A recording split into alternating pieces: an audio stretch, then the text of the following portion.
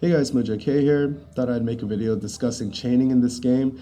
I know a lot of people have a vague idea of how it works, or general idea I should say, but I don't think anybody's really made a video explaining the mechanics too much, or if they did, it's been a while. So I give most of the credit to an old Reddit article, which I linked in the description below, but let's get right to it. So the basics, and I apologize if this is too basic for some of you people, but basically chaining is when two or more hits happens quickly in rapid succession. And when that happens, you get bonus multipliers depending on the number of hits and the type of hits. The chain is broken when there's too much of a gap in between the hits. So this can often happen when, let's say you're dual wielding and the ability is going to proc twice, but there's a gap in between the first proc and the second proc. That can happen. That can break the chain sometimes. Or if you just basically click too slowly, you don't click character 1, character 2 quickly enough, that can break the chain. Also, the hits have to alternate among the characters. You can't have one character hitting twice in a row. That will break the chain as well, because you can't have a single person chaining by himself. You have to be alternating 1, 2, 1, 2. The bonus multiplier that you get from chaining caps out at 300%. So this is on top of your normal 100% damage. So basically, if you get a max bonus multiplier from chaining, you're getting 4x damage on top of whatever multiplier there is for your abilities. So that's a lot of damage that you can get potentially. There are 3 different types of chaining, and regular chaining is just non-elemental hits or non-matching elements.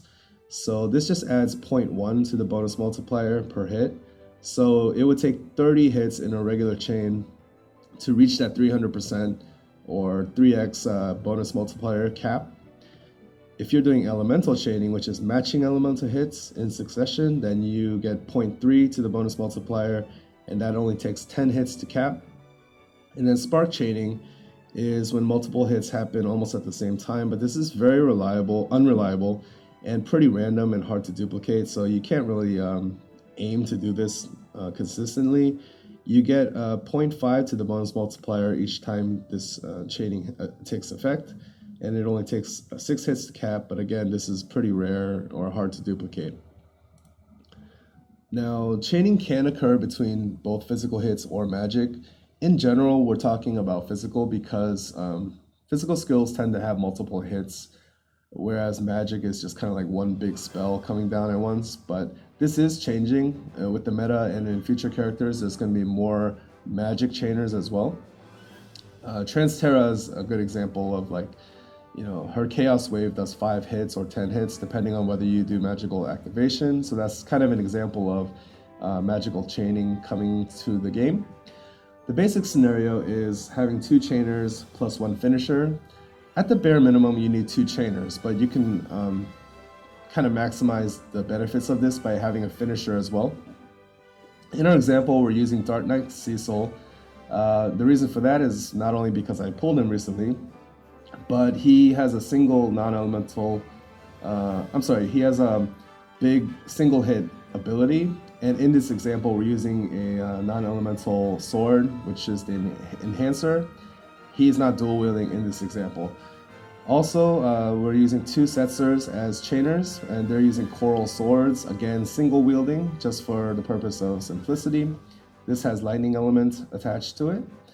So if you use Soul Eater, which is that single hit ability I was talking about from Dark Knight Cecil, and then you use Setzer's red card perfectly, you would do 19 hit elemental chain with Setzer.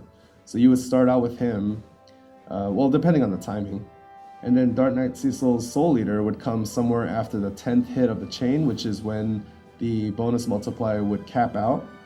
So he would get a 3.2x, which is the multiplier for Soul Eater, times the 4x bonus multiplier, which would equal 12.8 damage. 12.8x damage, which is a ton.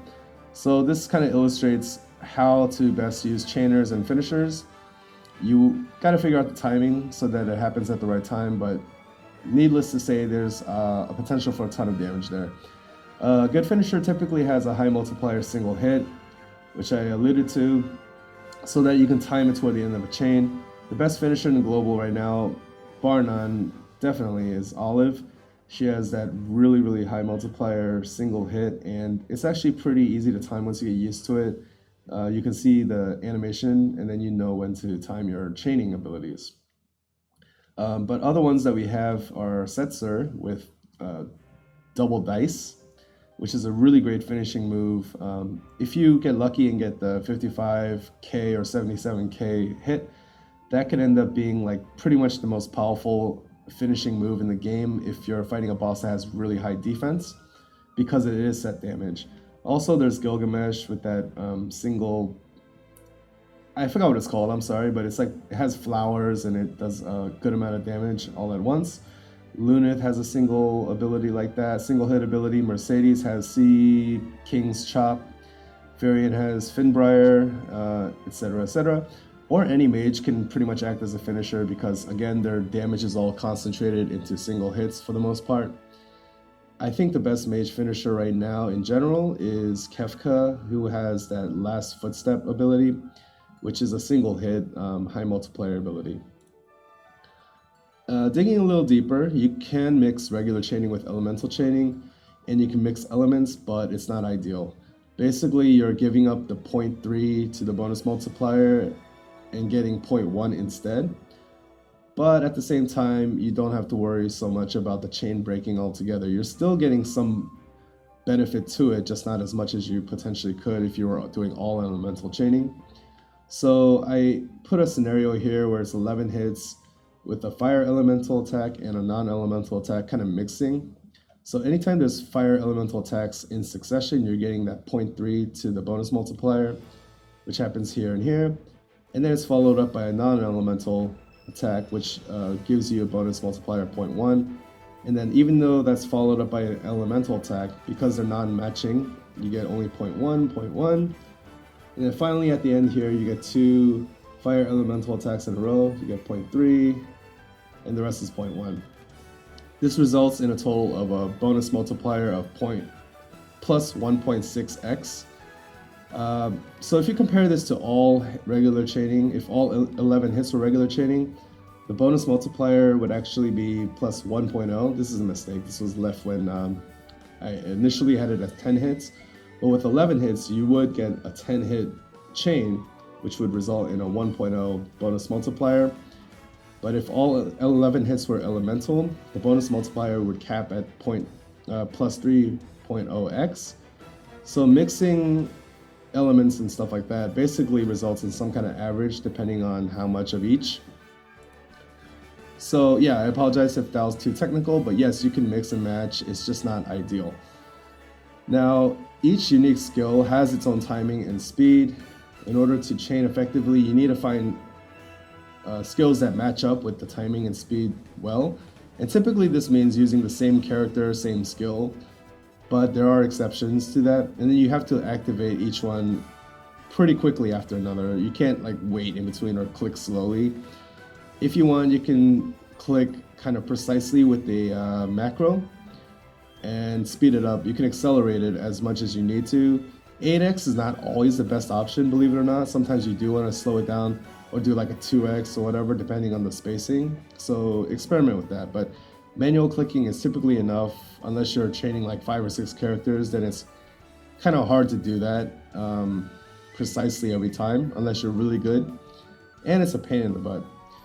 So one of the quirks that people on Reddit found is that the position of the character can sometimes matter if the skill animation requires the character to move. Let me turn down the music just a little bit here. It's a little loud. So a good example of that would be Chizuru's Phantom Shadow. If you recall, basically she like kind of lunges forward toward the enemy and does this attack animation. Depending on whether she's in the back row or front row, this can alter the timing just a little bit. But there are other chaining characters like Orlandu with Divine Ruination or Setzer with his red card. They basically just stand in place and raise their hands. So in that case, it doesn't matter about the position, but there are cases where it does matter. Like I mentioned before, sometimes skills do chain well together between different characters. Yun, for the longest time, could only chain with himself because Raging Bird is so fast. But with Setzer's red card, now he has a buddy to chain with. Setsur's Prismatic Flash actually goes well with Orlando's Lightning Stab, and it probably goes well with a number of other abilities as well because it's a little bit slower than Red Card. Although it does fewer hits and does less damage, the timing and the spacing of the hits can actually work better sometimes. If you have other combos, let me know in the comments. That'd be very helpful, and I'm curious to know. So finally, to sum it up, I guess, elemental chaining is the best method. I mean, it takes a lot fewer hits to reach the cap. It's just a lot more efficient, and it's not too hard to find elemental chaining possibilities, I think. Also, if you hit the bonus multiplier cap, that doesn't mean that anything past 10 hits or 11 hits is superfluous or useless. More hits is still better because any hit that happens after you hit that cap is hitting for 4x damage, bonus damage. So if you hit the cap at 11 hits or 10 hit elemental chain, but you hit like another 20 times, all 20 of those extra hits are going to be doing that bonus damage. So you definitely like bigger chains. Some notable chainers in Global include Orlando with Divine Ruination. For the most part, I mean, you can do Lightning Stab and stuff like that, but he's mostly known for the Divine Ruination chaining, mostly with himself. And of course, that works better if you're matching element by wearing Excalibur for the most part. Frivia, I'm not too familiar with her skills, and I'm sad face here because I don't have her, but I've heard she's a pretty good chainer as well. Setzer, of course, is a good chainer with Red Card and Prismatic Flash, and that's why the timing of this video, because a lot of people are getting Setzer and becoming more interested in chaining. Also, Edgar is kind of like the original chainer. He's still capped at 4 stars, so I don't personally like using him, but he's really easy to chain with, and you get really good results because he wears swords, and swords have a lot of different elements, and you have a lot of different options there. And his chainsaw ability is a really good chaining ability. Chizuru with Phantom Shadow is good. She has a couple of elemental options, like Kazakuri with Wind. She can equip. Some people put the equip Greatsword Materia or Large Sword Materia on her and equip Excalibur for light chaining. But for the most part, she's hard to chain other than with herself. Cupid Luna also has Chainsaw, just like Edgar does, but because of her limited weapon selection, she can only wear bows and guns. She doesn't have as many elements available to her. In fact, I think bow-wise, I mean, there's like one killer bow in the game that has Dark Element. You can't really get another one of those. There's one fire gun that came from their winter event, so it's going to be hard to elemental chain with just her. But she does have that option, and regular chaining still gets the job done a lot of the time. Yun with Raging Bird, and he has elemental options as well, like fire and wind with something like Kaiser Knuckles. And then Transtera has Chaos Wave. She can basically chain with herself. But also if you throw that in with another existing chain, like you have 2 chainers already, and then you throw in Transtera's Chaos Wave hits, you're adding to the chain, and it could potentially benefit, and at the very least you're getting bonus damage for her ability. So I decided to throw her in there. I think in the future there's going to be a number of mage chainers like Ash, but for the most part it's just Transtera right now holding down the fort for mages. So anyway, I hope you guys enjoyed this video. I tried to cover as much as I could in the shortest amount of time possible, but if I left out anything important, let me know in the comments. Hope you guys enjoyed and learned something, and yeah, I look forward to seeing what you guys have to add, especially with the character combinations and skill combinations. So yeah, see you guys next time.